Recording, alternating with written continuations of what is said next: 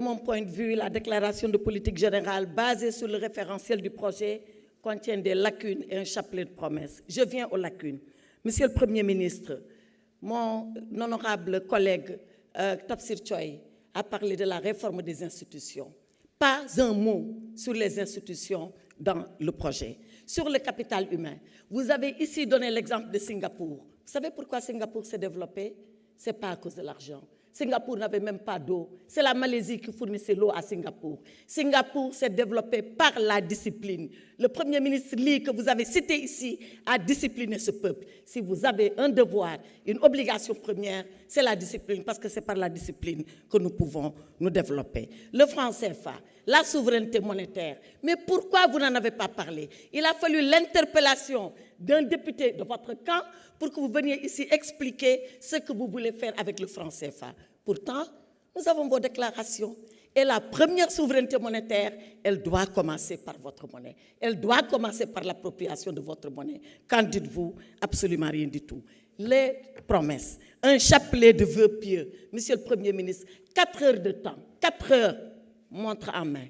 2 heures pour nous présenter votre projet, 2 heures pour répondre à nos quelques questions. Pourtant, il nous a suffi de quelques minutes. J'ai même eu le privilège d'ouvrir le bal des réponses de votre part, alors que je n'ai que 3 minutes pour vous dire je reviendrai au pupitre. Mais j'ai vu que venir devant l'Assemblée nationale, ça vous a dérangé, parce que vous avouez enfin que c'était pour échapper à une motion de censure. Alors, Monsieur le Premier ministre, Sénégal souverain, Sénégal juste, Sénégal prospère. Quand nous lisons le référentiel, quand nous lisons l'agenda national de développement adossé au référentiel, ce n'est qu'un slogan. Ce n'est qu'un slogan, Monsieur le Premier ministre. Et vous savez, les slogans, c'est des paroles et des paroles et des paroles. Et vous savez, les slogans, ça finit comme les anciens ont toujours dit, verba volant, les paroles s'envolent. Monsieur le Président, nous vous attendons. Comme le maçon au pied du mur, nous vous attendons sur les actes, nous vous attendons sur la vérité. Et je suis d'accord avec vous que c'est par la vérité qu'on doit se parler. Moi, Aïssata Tall, je n'ai jamais eu peur de la vérité. Et cette loi d'amnistie, si vous voulez l'abroger, abrogez-la. Abrogez-la. Je n'ai jamais dit que vous ne pouvez pas l'abroger. Mais quand vous l'aurez abrogé, S'il vous plaît. S'il vous plaît. Il me reste encore 2 minutes, vous pouvez parler.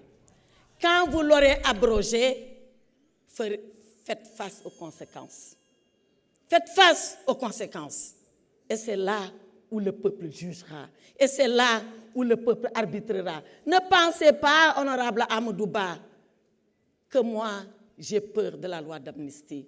Je l'ai défendu parce que c'est mon devoir de ministre de la République de le faire. Je l'ai défendu parce que c'est ma conviction profonde qu'il fallait la faire.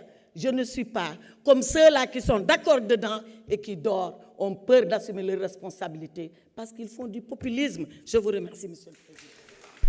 Merci beaucoup, honorable député Aïssata Tall. Honorable député Aïb Daffé, vous avez la parole. C'est le dernier orateur.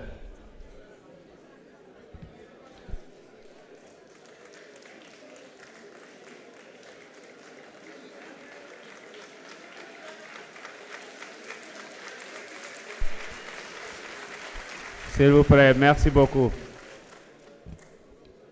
Allez-y, honorable. Voilà, merci, Président.